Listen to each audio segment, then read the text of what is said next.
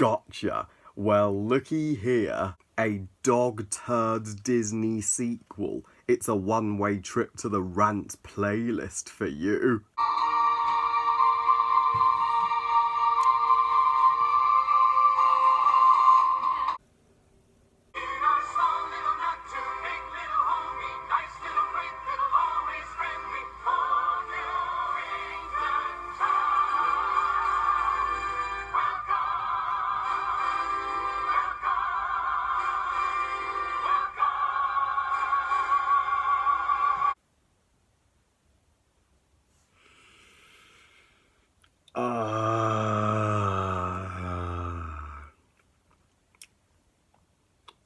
Well, 2019 sure is the year for Disney rants, am I right?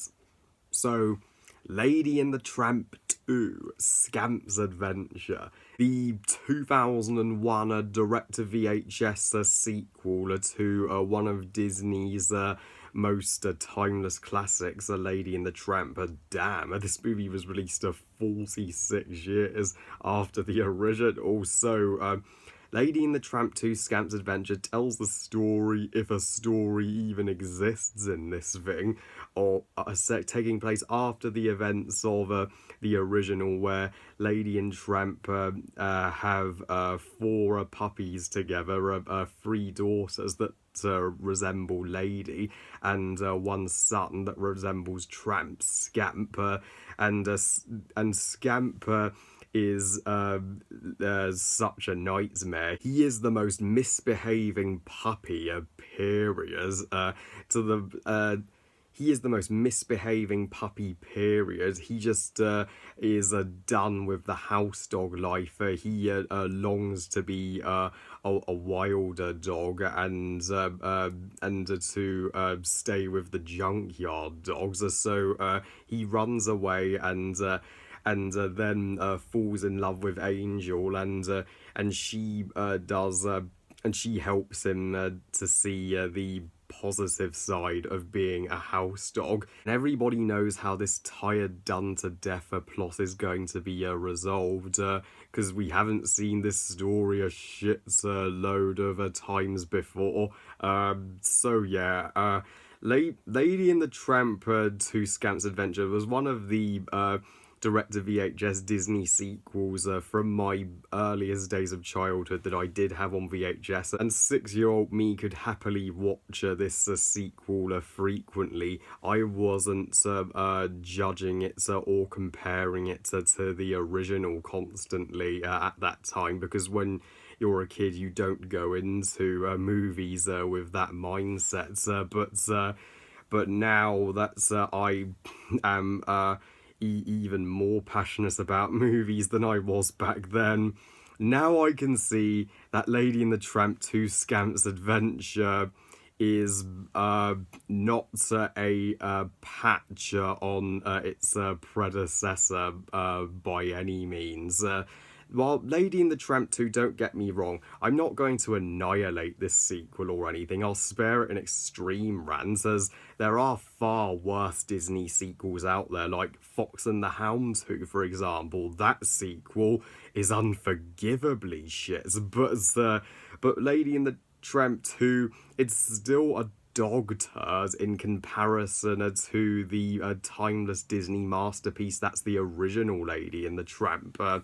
This movie falls extremely short of its predecessor in terms of plot and tone. But at least there is one character that saved this movie from being without any redeeming qualities, and that is Angel, voiced by Alicia Milo.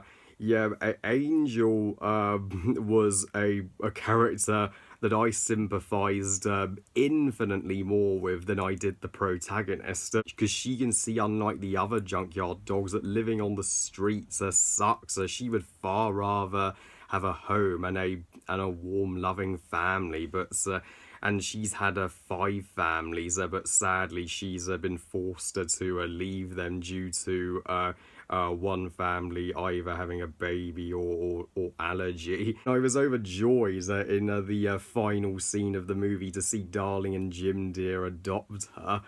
So she finally has the loving family that she deserves. While I do like Lady and Tramp's romance from the original a little better, Scamp and Angel still share a adorable romance in this movie. It's the one part of the plot that's made me go ah, as there's a montage where you can see they absolutely love one another's company, especially when they come across some fireflies and they form a necklace around Angel, and they make Scamp's teeth glow. Oh, the one moment in this montage I hated was when Angel and Scamp literally visit the exact same restaurant that Lady and Tramp did in the first movie, and they duplicate the spaghetti scene all over again.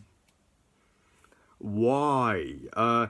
Couldn't you have thought of an original, iconic lover scene for Scamp and Angel? Who remembers the spaghetti scene with Angel and Scamp? Fucking nobody. But who remembers the spaghetti scene with Lady and Tramp? Everybody. Lady and the Tramp 2 is one of those Disney sequels that has a extreme case of Disney sequelitis.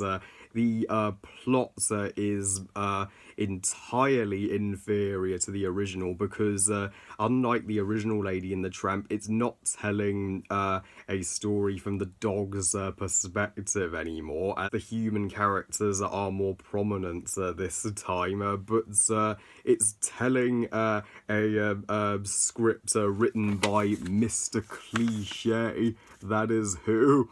And don't believe me? Well, this is how cliched this plot is. It's the thing where the protagonist runs away from home because as Scamper is convinced that the grass is greener with the junkyard dog life. But then he realizes, oh shit, I shouldn't have dismissed my house dog life so much, and he comes back home. Wow, the predictable is a huge understatement. Even kids could work out what direction this unoriginal narrative is going to take. I am still confused to this day as to why Scamp was picked as the protagonist for Lady and the Tramp 2. I mean, and his poor sisters, Lady and Tramp's daughters, they are literally in 5% of the movie. All we know about them is that unlike their sibling, they behave. I would have loved Tramp's sisters to also get the focus of their brother in this movie. Why not have all of Lady and Tramp's children be the protagonists? But Scamp is the most insufferable, intolerable, whiniest, brassy brat of a lead character I have ever seen from Disney. Why would he want a world where nobody cares about him when he can have the world in which everybody cares about him? Even Angel attempts to get through to him and tell him, wake up, you idiots, you have a family. Why would you so easily throw that away? Scott Wolf, Tramp's voice actor, sounds far too old for the role of Scamp. He sounds like a freaking teenager rather than a puppy.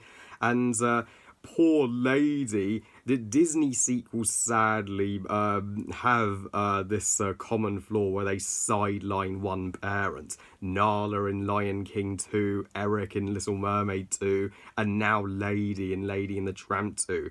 But never has a Disney sequel done this worse than Lady and the fucking Tramp 2. Lady has an outrageous lack of screen time, and she was the protagonist of the first Lady and the Tramp. And we don't get to see any of the mother and son bond between Lady and Scamp. The movie just only focuses on the father and son relationship between Scamp and Tramp. But honestly, Tramp sort of contributed to Scamp running away from home. But Tramp was being a little harsh on Scamp to the point where he disowned Scamp until Scamp started acting like a house dog. And Tramp even admits when Lady, Trusty, and Jock are searching for Scamp, I shouldn't have been so hard on him. Well, no shit. He may not have run away if you just shown him a little more love and affection. I mean, it was Lady's idea to help Scamp understand how to be part of a family today. So how come Lady wasn't the one who had that talk with Scamp? She would have been kinder to him. And I wish that the dogs from the pound in the first Lady and the Tramp were the junkyard dogs that Scamp meets instead of the junkyard dogs in this movie that we got, led by the movie's main antagonist and Tramp's former partner slash rival, Buster. Yeah, how come Buster was never even mentioned in the first Lady and the Tramp, yet he had a past with Tramp? I mean, Buster was just literally made up out of nowhere for this sequel. It is beyond creepy that Buster would be hitting on Angel, even though she looks like a puppy and he looks like a fully grown dog. The other junkyard dogs are just there for gags and silliness, and I couldn't give a shit about them. And the dog catcher in this movie, he's a fucking goof, and his voice sounds so jolly constantly. Why the fuck is he a dog catcher? Dog catchers you would have thought would be more the intimidating type. Yeah, this is Lady and the Tramp 2's most frustrating shortcoming. The original Lady and the Tramp wasn't afraid to have balls and be darker, but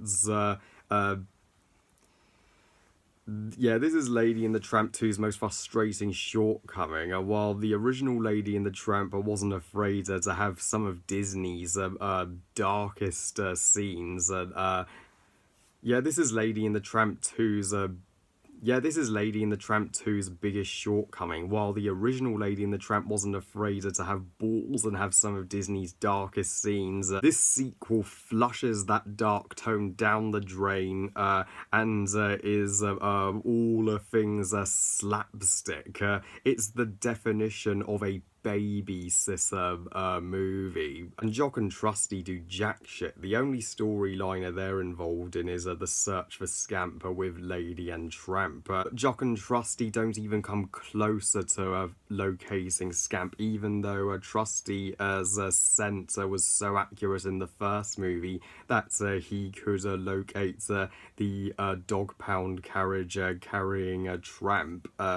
And I honestly thought the bulldog that Scamp and Tramp needed to defeat in the pound, he should have been the primary antagonist of this movie. Now he was the one antagonist that left an intimidating impression, unlike Buster and the dog catcher. This sequel has more songs than the original has, yet the songs in this sequel suck and feel non-existent. The opening song, Welcome to England Town, to the love song, I Didn't Know I Could Feel This Way About You, to Always There. But the worst song in this movie would be the Junkyard Society Round. The entire time that song was playing, I was like, oh fuck, spare me, I want out. And so, yeah, Like, while Lady and the Tramp 2 is far from my least favourite Disney sequel, it's still, for me, one of the weaker ones. The original Lady and the Tramp is 100 times superior to this, but hey, I would still, I can still watch Lady and the Tramp fine over that shitty live action remake that has just aired on Disney Plus. I give Lady and the Tramp 2 Scamp's Adventure 1 star out of 5. Fuck this movie! Ooh, well, thankfully, my following reviewer shall also be for a Disney sequel, and you all know what that is. Yes, that's what I'm talking about. So, well, I love you guys. Thank you for watching. I hope you guys enjoyed this rant. And what do you think of Lady and the Tramp 2 Scamp's Adventure? Please comment and let me know. Please like the video and subscribe. Please follow me on Twitter and on Instagram. And I'll see you next time when I review, unquestionably, my most anticipated Disney movie of the entire year, Frozen 2. Can't freaking wait to share my thoughts with you all about that sequel. And remember, movies are us. Bye, guys.